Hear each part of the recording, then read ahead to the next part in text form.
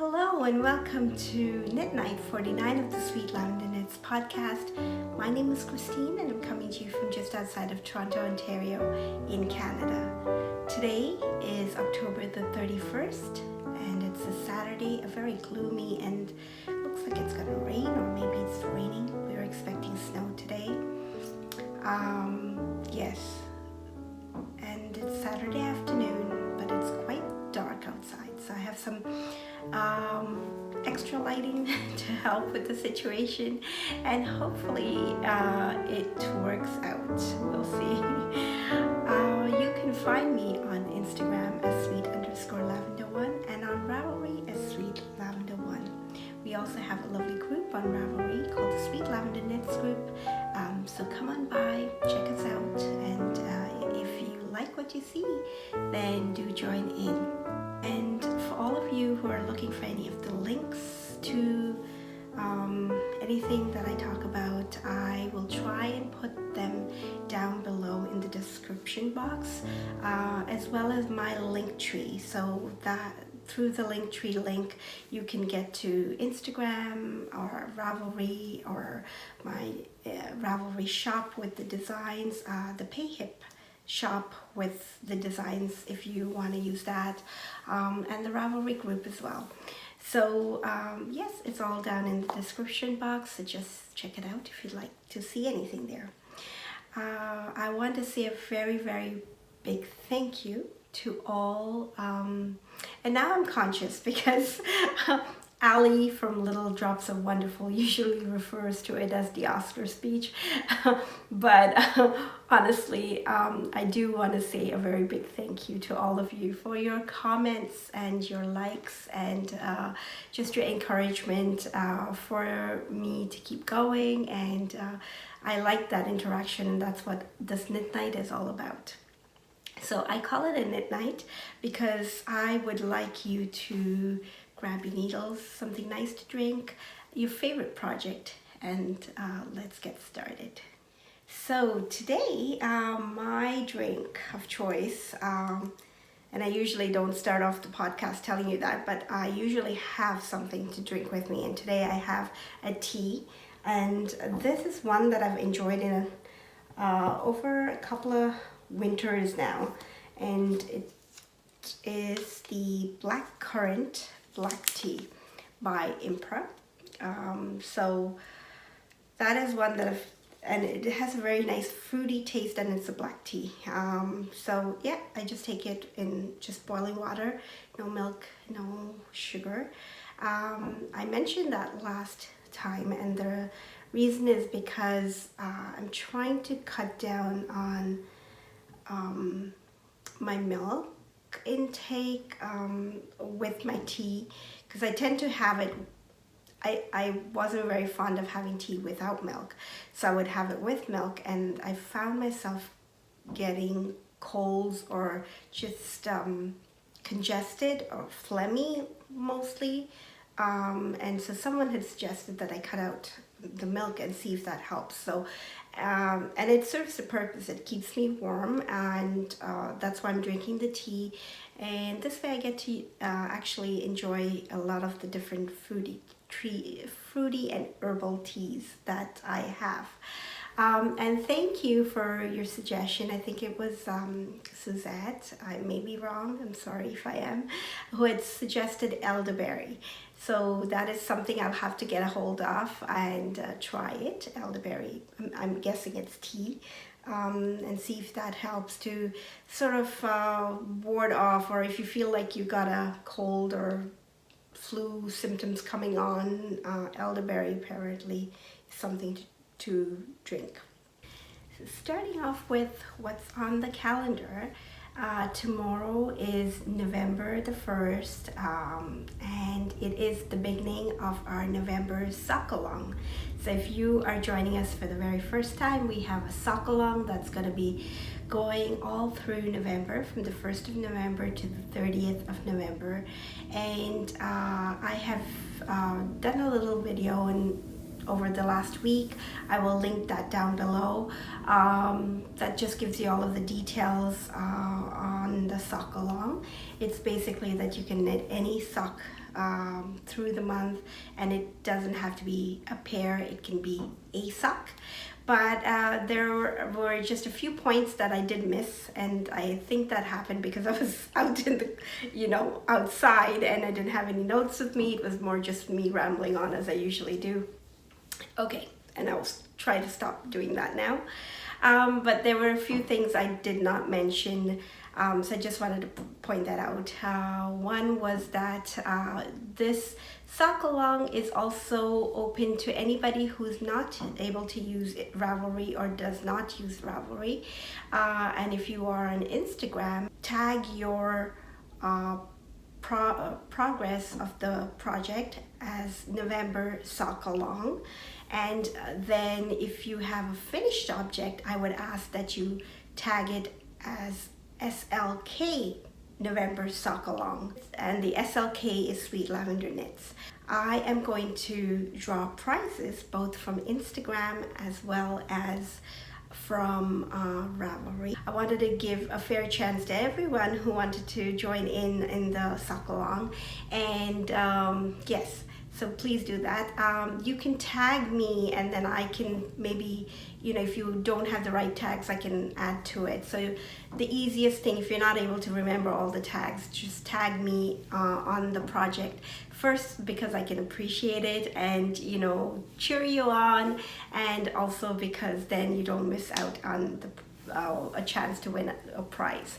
I haven't decided on the prizes yet, but I'm hoping for at least one Yarny prize and maybe a pattern prize, and we will draw a winner from both Instagram as well as Ravelry. So yes, please do that. I would like all of you to join in.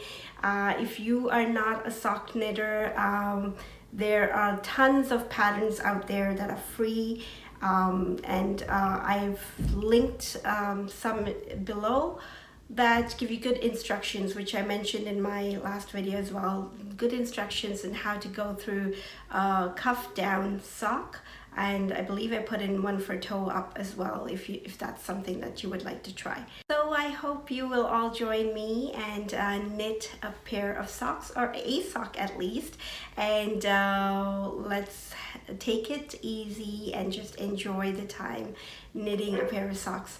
I have one pair of socks to knit, one more pair of socks to knit before Christmas, and that is for my daughter. And actually she prefers ankle socks, or am I saying it right? Shorties, and she had actually asked for a pair of Rose City rollers, so that's gonna be my pair, and I will try to do a pair in the month. I know it's a little bit of a cheat, but I said, hey, everyone can do what you can for this. And oh yes, and double dipping is definitely allowed, and I strongly suggest, there are so many different sock alongs going on. One is Allie's Strictly socks, so you might want to join in there as well, and I know that there's a few others who have knit alongs going on, so yes, join in, and all the more merrier, right? The other thing I wanted to say is that we had a Zoom knit night last weekend, and it was just two of us, but we really had a nice time. So it's a very, very cozy group, and I extend that invitation to everybody. I would plan to do a Zoom knit night once a month, and it's for about 40 minutes to an hour, depending on how many of us are there. And I think if it's more than 4 people, it's the time is restricted to an hour as a free option. So yes, but do let me know if you are interested. Just drop a comment down below to say you are, and I would need either your Instagram or your Ravelry ID to be able to send you the invite. I'm gonna insert this in there because I did the whole podcast and totally forgot to mention. I am wearing the CAMPSIDE CARDI by ALICIA PLUMMER. And this was something I knit probably in 2016. I don't know. I can't can't remember. So I'll just stand up and give you a little twirl just so you can see what it looks like on me.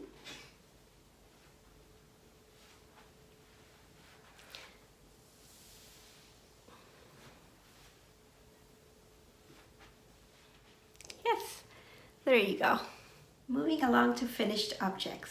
And I have a finished object to show you that was not even on my needles the last time I shared or was here sitting in front of you. It just went on my needles 2 days, just 2 days. I cast on one morning and the next day evening I was done with it. And that's how fast I knit it, and I'm so happy I did because it is really, really nice, and it's turned out exactly the way I pictured it in my mind. And that is the Cardamon hat by Caitlin Hunter. There. And the coordinated outfit is a little intentional, and it's a pattern that I've had in my queue for, oh, I don't know, 2-3 years now. I loved it when I saw it, and I think at some point she was doing a sale, so I picked it up and just been waiting for the right yarn to knit it in. And I knew I wanted to use this brown, and this is a Madeline Tosh, and I don't know what colorway it is because I lost the band, but it is really, really nice merino wool, and it's just beautiful, and you can see it's got a heathered look to it. And then the cream is by HOLSTGARN. It's super soft, and the colorway is ECRU. And then the mustard. This is the mustard that keeps on giving. I mean, the yarn that keeps on giving. It is a Debbie Bliss Donegal tweed in the colorway Turmeric. And I have used the same yarn in, I believe, 3 projects now. One was a pair of mittens that was before my podcasting time, and then it was the lace section in my Zweig, and then there's this. And after all of that, I still have more of both yarns. So I know that there's somebody who's asked me or mentioned that they really like the hat, and so I thought it's just nice if I can just knit up another hat as a gift. Let me tell you the blocking story. I'll start off saying that I haven't knit too many hats, and the ones that are more recent, I have learned to block them. So when I've blocked them, I've just blocked them flat. But with this one, right after I knit it, I thought, oh, I've seen, people mention that you should use one of those mannequin heads to block it, or a balloon or a bowl or something. So I got my husband to blow up a balloon for me, and I did something very stupid. I stretched it over the balloon, and it became just, and I looked at it and I was thinking, that's a little too big, and my head's not that big, but he tried to get it around to the same size. Obviously got it way wrong, but the next day after it dried out and I took it off the balloon, it was so big I could just it could come right down to my nose, and if my nose wasn't there, it would probably further flop down. It was just stretched out too much. So I had to soak it again, vigorously, sort of rub it together and try to bring it back. So it's a lot looser than it started off with. So when I first tried it on, let me show you. There we go. So when I first tried it on, it was more like a beanie, but now you can see that there's a little bit of an extra space up there. So because it was a beanie, I wanted to put a pom-pom on there. But now it has a little bit of a slouch. So I don't know if a pom-pom will work now, but I have ordered the pom-pom, so maybe after another block I'll see if I want. I do like the idea of a pom-pom on there, so I'll see. But that's my finished object. I really like it. What do you guys think? and it's so easy to knit. It's color work. I've been really interested in color work lately. Let me fix my hair a little bit. I find that you'll see in a little bit in acquisitions that it's just a little bug I've caught for color work, and I thought this was a nice project that I can just sort of get out of my system a little bit of working color work. So that is my finished object for today. Something else that I've been doing, and this has been totally inspired by Victoria of Victoria Knits. Hi Victoria, I know she'll watch. Is to save your knits, especially socks. Go out and check it out, especially if you love the mountains and the just trails and hikes. She always does different hikes that she shares, as well as her knits, and she lives out in Montana, I believe. I'm sorry Victoria, I think it's Montana. Yes, I love nature and I love looking at all of that, but I can't say I would like to go hiking if I don't have to deal with like bugs and scary things, and so I'm not the best hiker, and no, I'm not for camping either. I just live vicariously through Victoria and her podcasts. So there she was on the top of the mountain or somewhere, and there she did a parade of all her socks that she's darned, and it really inspired me. I'm thinking, oh my gosh, and she said it takes the tiniest bit of yarn to darn her socks, and that way you're saving your socks. And I was thinking right away about my oldest son's socks, because he's been putting holes in them, and I've just been thinking, I don't want to knit you another pair because it takes forever to knit. I say that, but I am knitting him socks, and so this would be a great way to save them. So let me show you the very first one that I did. And Victoria generously pointed me to a video that she uses, or she's used, to darn the socks in that method, and I really like that method, I'll tell you that. So I'll put a link down to that video below. It's by Purl Together, I think. And also this other website where they show you the different methods of darning socks, if that's something you're interested in. Anyway, there are 3 different kinds of methods, and so this one is the one I liked. I thought of it, and that's the one that I tried. So let me show you the very first darn that I did. Is that what it's called, a darn? I don't know. Anyway, the patch, it's that. I'll take it over here so you can see. Can you see that? It's just that little square. And these are Adrian's Vittori socks that I made him. And I was so lucky, here's the square. I was so lucky that I had a little bit left over of that yarn. So I was able to put it in, and it almost disappears when you look at it from far. This, you're probably wondering how he managed to get a hole up here. That is Charlie's fault. Charlie is our dog, and he had a thing when he was younger that he would nip at your socks or slippers if you had any on your feet. So all of us were walking around bare feet for a few weeks, because he would just go at, he destroyed a few of my slippers, and so that was a phase. Thankfully we were over that. And yes, so that was the first bit, and that's why it got a hole there, and it just got bigger after each wash. But you know what, he accidentally threw these into the washing machine, and that's why it's like scrambled like this, and then from the washing machine put it into the dryer, and it did not shrink too much, but it did slightly felt, which held the hole and didn't allow it to get bigger, which was a good thing. So there was a second hole on the actual heel. It's not the heel that he rubs into, it's more like the ball of his foot.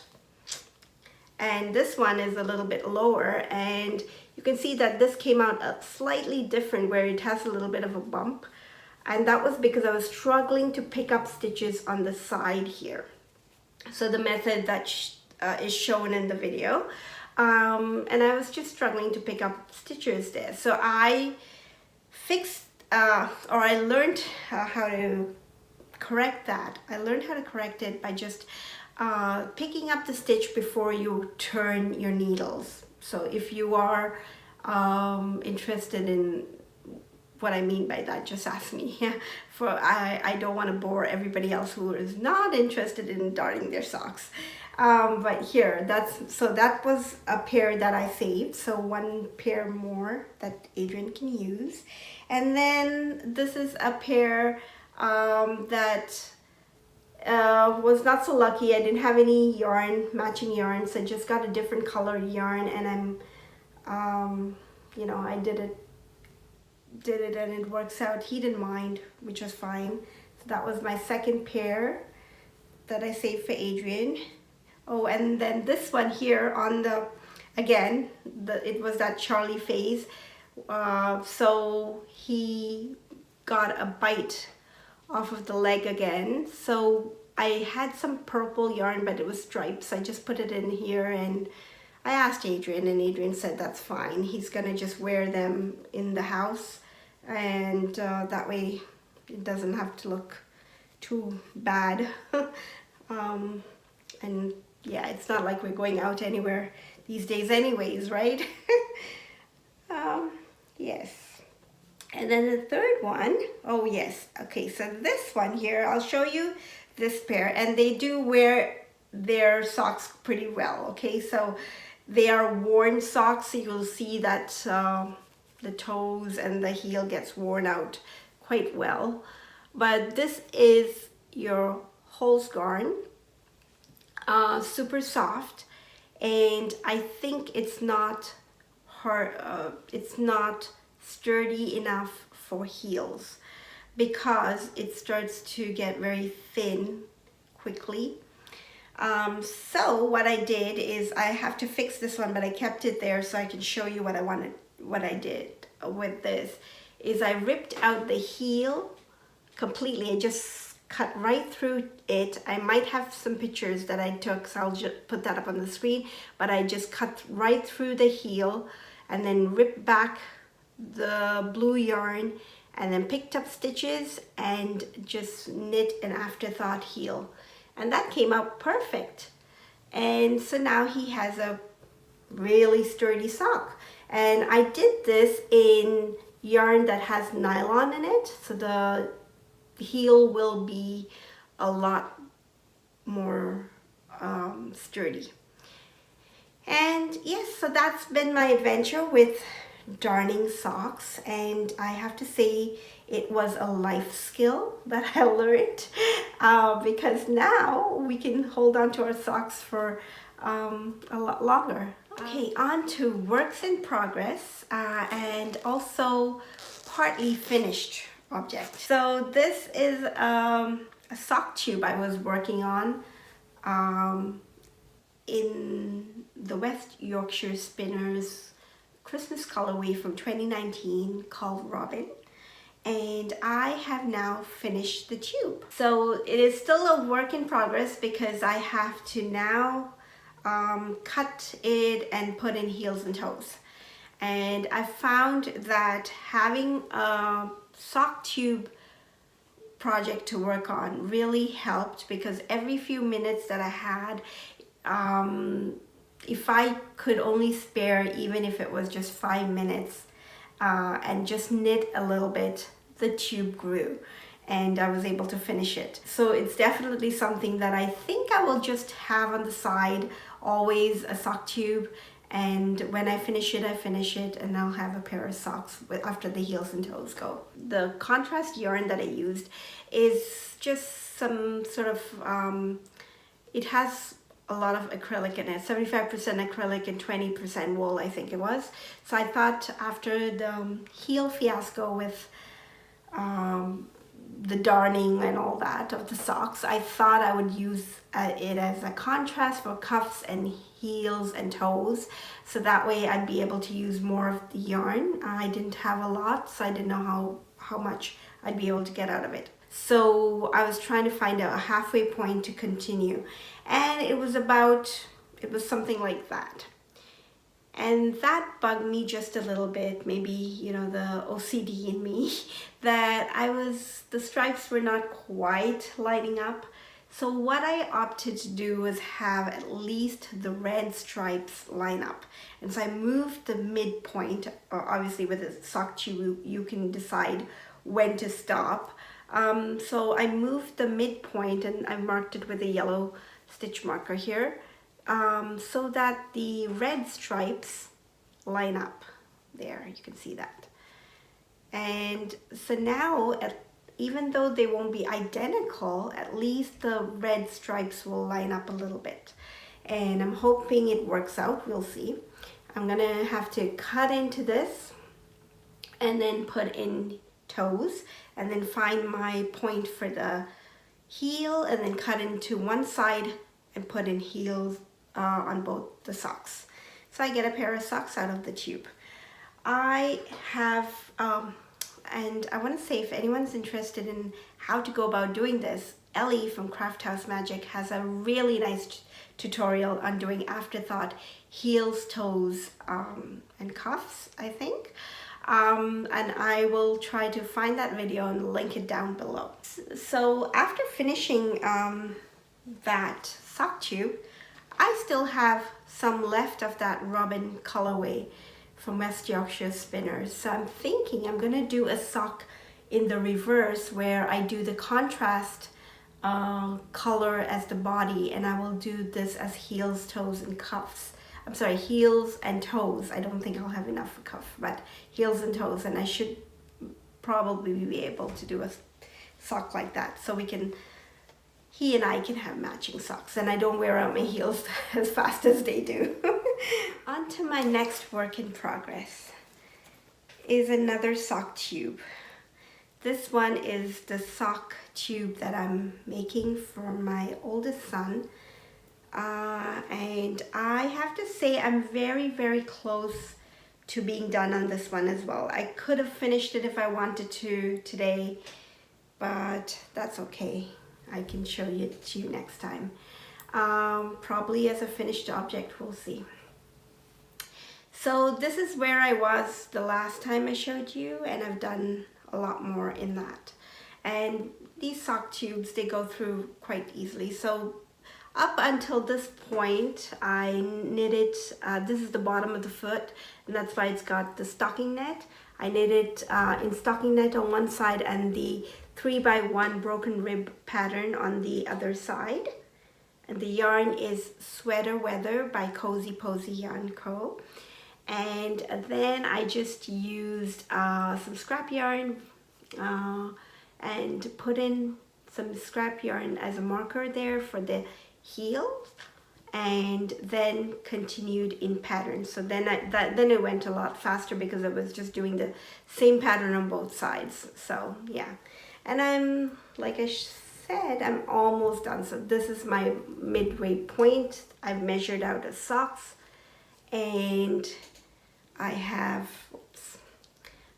that much more to go before I start on the cuff, which is very little really. It's about 8 or 9 rows. So yes, I hope to have that done for next time as well. Then moving on to my third work in progress. This is one that I've really enjoyed as well. It's the Branches and Buds pattern by Carrie BOSTICK, and it was in the Making magazine, and I have it scrunched up on my needles because I don't have the next cable is too long. So let me just show you where I was last. Is where this progress keeper is, right after I'd finished with the pattern on the yoke, and then it goes into a whole bunch of increases. so increases for your size. I needed to combine 2 sizes basically to figure out the size that I needed before splitting for the sleeves, and I've worked out the math and now I can do the next step, but I had to stop just then before I could go any further to make sure that it was the gauge that I wanted, because I did not swatch and that is not recommended. But it is, I have knit with this yarn before. It is the same yarn that I used for my Rocane sweater. So I kind of took the gauge from that to do this. So I'm showing you the underside. Yeah, if anyone's interested, here is the color work, the inside of the color work. And I know a lot of people struggle with floats and try to be neat on the inside. I honestly don't think about it too much. I just make sure that I'm not doing a lot of puckering on the outside. And then what's on the inside, I'm making sure that my floats are not too long. So if there are 5 stitches and I have to go across them, I usually catch it on the middle one and then go across. So it's 2, catch, go. If it's 7 stitches, I'll catch it on the middle one. Don't worry about it too much. It's on the inside. You are probably the only person who sees it. What I think is more important is that your outside there isn't any puckering. And that happens too sometimes for me, and you know, it depends on how much it bothers you, but I have to say I really like this pattern. And for anyone who's wondering why I have this contrast yarn on the top, because the pattern does not call for it, it is my provincial cast on. That again is not something that the pattern calls for, but I put in a provincial cast on because I want to be sure that the neck is not too wide, and that's been one of those things that I've heard a lot of people say about this pattern, that the neck comes out a little too wide, and especially if you're doing a larger size, it might be, and with me having small shoulders, it might come out too wide. So I've just put it in there so that I can adjust it if I need to at that point. The yarn is KNITPICKS DK Swish in the colorway Velveteen, and I have to say I really like working with this color. The contrast color is KNITPICKS DK Gloss in the colorway Bordeaux. So I've made some progress on this cardigan, and before I forget, this is my entry in the Have Yarn Will Knit 2020 KAL hosted by Victoria from Victoria Knits. So this is my entry for that, and I think Make Along goes on until February, so hopefully I will get this done before then. So those were my works in progress, but like I said the last time, I really feel like I need to cast on so many projects, and but one that I do know I will be casting on very soon is a hat for my daughter, and it is the yarn that she has picked is this gray. It's blacker yarn. It's a nice silvery gray, and here's the label. It's by Blacker Yarns, and the colorway is called Pebble.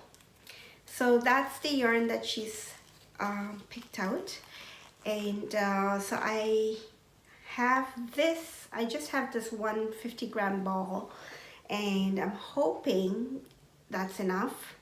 If not, I will have to mix in some yarn and do that for her. So if you know of a pattern that will work for DK and doesn't have any lace in it, but even if it's a textured pattern or something like that that you can recommend, that you've knit probably and it's worked out really well for you, do let me know. Moving along to some acquisitions, and I am really happy that I've been able to knit so much out of stash lately, and I think I'm going to continue doing that, with the exception of if I feel like I need some yarn to finish a project, or if you know, there's something that's very tempting. So October was my birthday month. I don't like to make a big thing out of it, but my family do.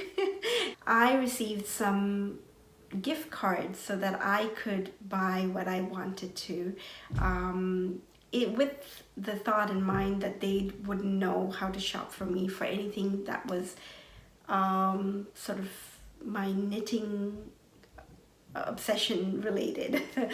And I picked up this book, which arrived just about 2 days ago, and I have to tell you, I want to take the time to read it because it is beautiful. So it's knit like a Latvian, and I think I purely picked up this book not because I plan to knit so many mittens and fingerless gloves and wrist warmers, because that's what this whole book is about, but because of my recent obsession with color work, and just, you know, it has some beautiful, beautiful pictures in here.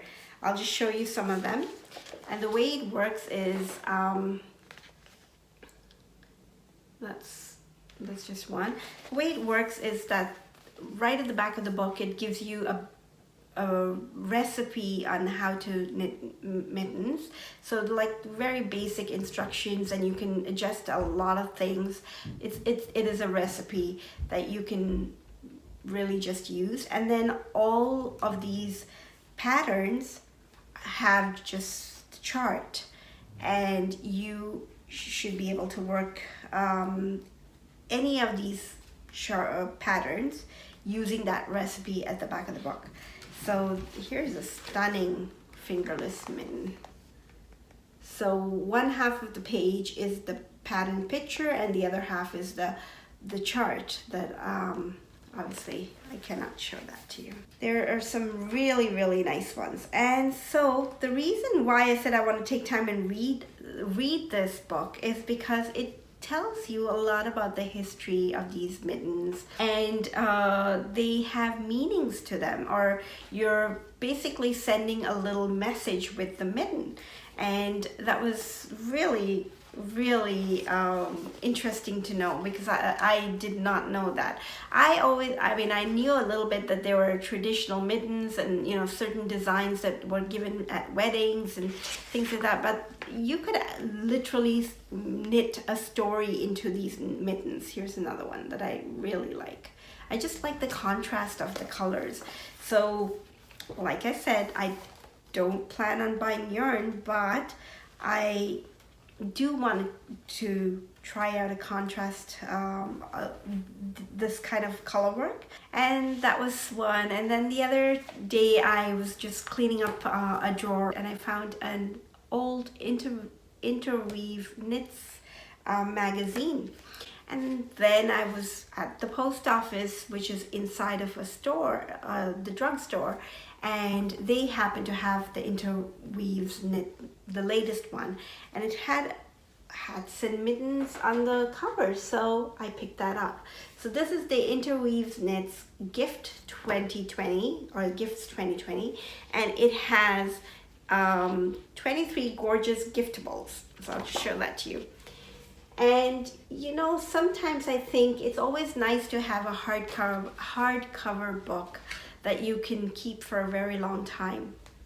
But I find that sometimes you have really nice patterns in these smaller magazines, or more frequent magazines, I think they are.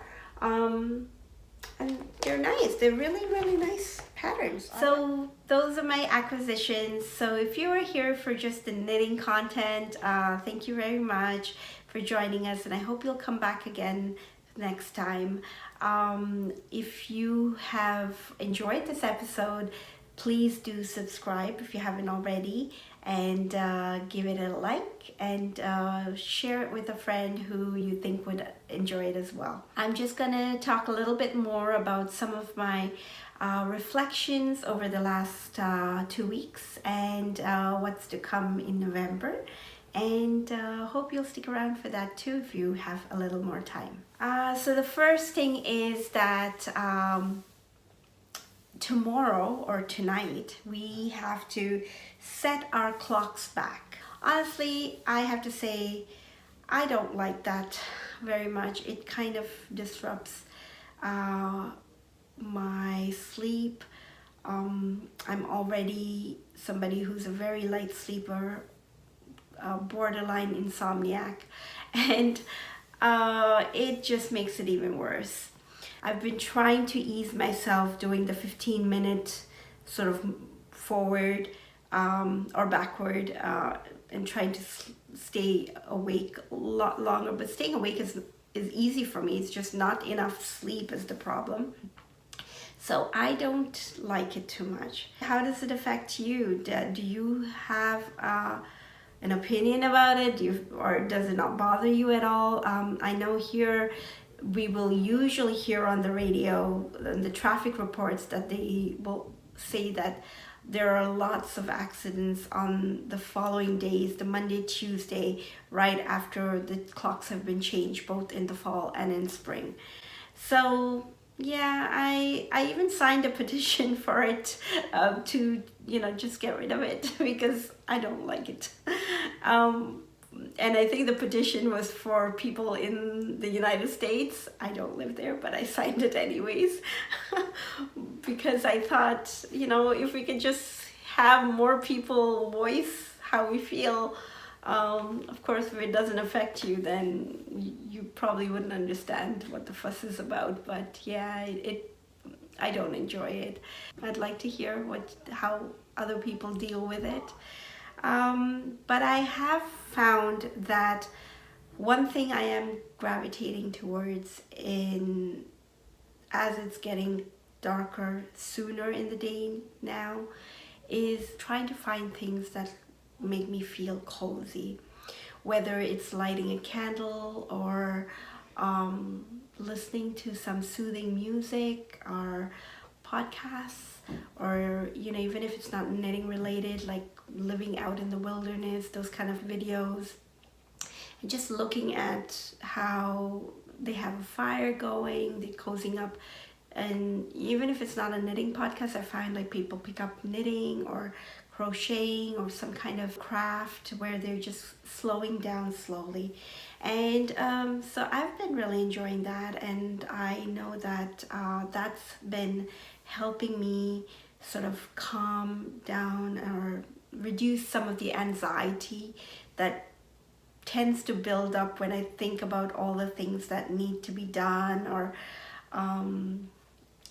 you know, especially towards the end of the year, I have these invisible deadlines that I set for myself, so they kind of lurk in the back of my mind and get me anxious.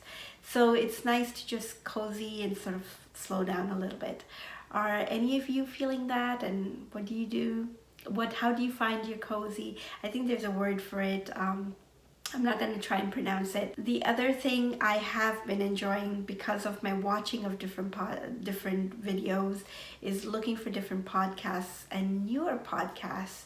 And one that was recommended to me, thank you Deborah for the recommendation. I went and watched The Close Knit Family.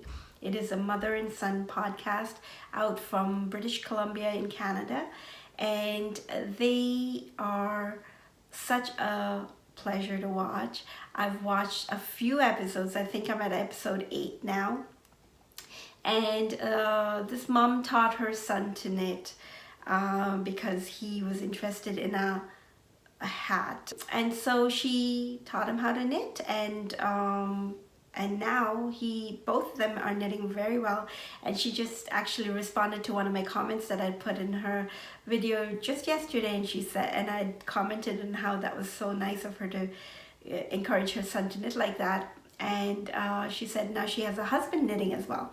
So go on by and check them out and share some of the love of this community. There is another lovely podcast.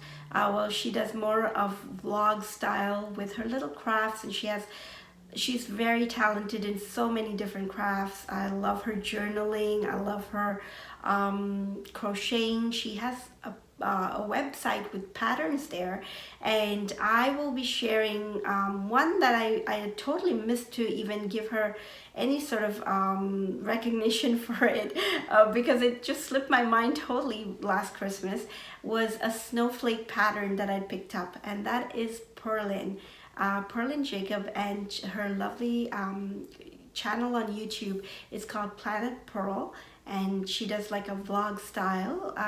Go on by and check her out, and share some love there as well. And the other one that I found, now when I found this podcast, she had maybe about 120 subscribers, and of course I subscribed, and because I enjoyed the first episode, and the second, I think I watched 1 and 2, and just today I went back to pick up the link so I can drop it in here, and I noticed that she has like over 2,000 subscribers, and just I don't know when that happened because she's been podcasting just recently. I think it was only about a month or 2 months since she started.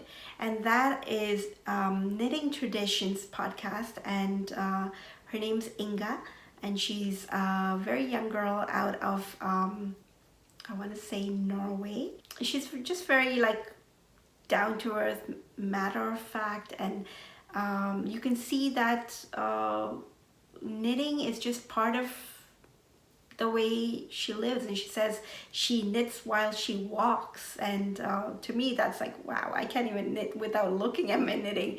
I'm practicing on that, but it's hard, but she's been knitting since she was young, and she has done quite a few things.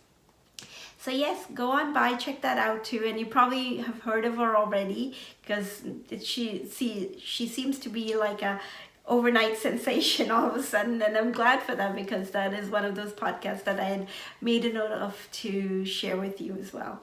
So those have been some of the podcasts that I've been enjoying, and if you know of any others out there that have those really calming musics, oh, another one that I really like watching is Eva from Coco and Flora. Now, even her voice is really calming. So if you're not watching a screen, I would suggest that you watch a screen, but even if you can't watch the screen, just listening to her is just very calming. And yes, so those are some of the things I've been enjoying. And now moving on to something that I will probably be doing a little more of with the knit nights before the end of the year, is to share with you a project. So as we're coming to the end of the year, like I said, I have these invisible deadlines in my mind, and I am really assessing the projects that I have on the go. I feel like my mind gets cluttered if I have too many things on the go, and so I try to minimize as many as I can. And one thing I've tried to do recently is sort of assess all of my languishing works in progress. Things I have not touched in a while, and yes, there are a few of those that I have probably shown you at some point, but you've probably not seen after that for a very long time. And I thought I would just go through one, just not to bore you too much, is to show you a project and then tell you what my decision is on that project. So here is the one that I brought to you. And for anyone who's watched the podcast from the very beginning, I don't even know if I have ever shown you this work in progress, but it is the Union Station cardigan, or maybe CARDI, that's what it's called. And it is one that I have frogged and knit to different different points 3 times. And this is the 3rd time I've done it, and you can see I've done quite a bit of it. And then at some point I drop back the stitches and try to pick it up, which I did successfully in the most part, but I'm not happy with it entirely. Just the way I've picked it up, and I feel like I may not have picked it up correctly. So once I pull out my lifeline here, that it's not going to look neat. So do I finish it or do I frog it? The yarn, let me tell you, is KNITPICKS. It's 100% Peruvian Highland wool in their sport weight, which is called the Wool of the Andes Sport, and the colorway is avocado. The yarn is really nice, and I like the color, but I have decided to frog it. And I think, as much as I like this pattern, it is not for this yarn for right now, because I know what I want to knit with this yarn. So it won't be something that I'll be casting on yet, but I'm going to be frogging this. This is the oldest work in progress, and I believe it's the very first project that I have in my Ravelry. Project Q, is that what it's called? It's my very first project, if not second maybe. And so it's been years and years since I started it, and it's not gotten done. It's not going to get done either. So I'm going to frog it. So that is my decision on this one. And I think after saying it out loud and saying it out to you guys, I would feel a lot better. Just frogging it back and then, you know, starting over. I'll probably give the yarn a good soak to try and get some of the crinkle out, and then wind it up and have yarn ready to go for the project when I am ready. And thank you for standing by and holding my hand while I had to make that decision to frog it. So thank you very, very much for joining me today. I have really enjoyed sitting here and sharing what I've been making, and I would love to hear what you have been making as well. Are there projects that you have to decide before the end of the year? Are you making things to sort of get off the needles? And has it been a very hard decision to frog some of those things? I can understand. Yeah, thank you very much for joining me. I really appreciate all of your love, your support. If you have enjoyed this knit night, be sure to hit that like button and share it with somebody who you think might enjoy the podcast as well. Thanks again for joining me, and I hope all of you are keeping well, keeping safe, and happy November. And I look forward to many of you joining in for the sock along. Keep knitting, keep crafting, keep smiling.